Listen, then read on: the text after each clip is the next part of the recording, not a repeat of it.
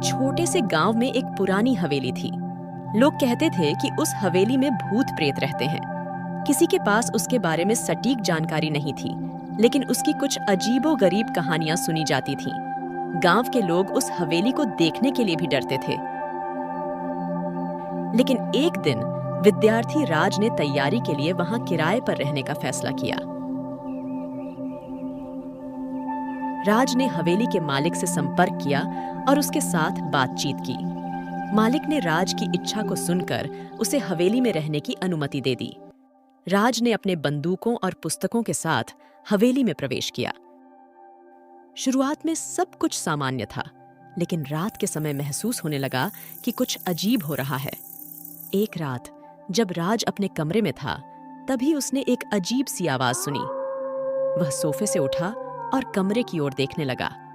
आवाज बार बार आ रही थी, लेकिन उसका पता नहीं चल रहा था कि वह कहां से आ रही है।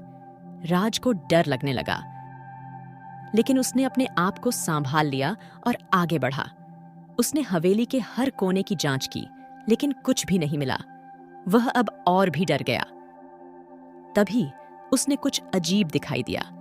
एक पुरानी पिंक रंग की पोस्टर के पीछे से एक गुप्त रास्ता मिला। राज का मन उस रास्ते की ओर खींच गया।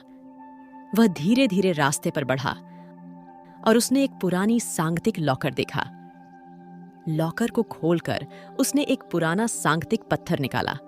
पत्थर को हटाते ही उसने देखा कि वहां एक छोटा सा कुंभ था। उसके अंदर सोने के सिक्के और मोतियों की चमक महसूस हो रही थी। राज को यह देखकर खुशी हुई, लेकिन उसके मन में भीड़-भाड़ थी। क्या यह सच है? क्या यह गांव की अज्ञात गुप्त धरोहर है? राज ने सारी वस्तुओं को साथ में लिया और हवेली की बाहर निकल आया।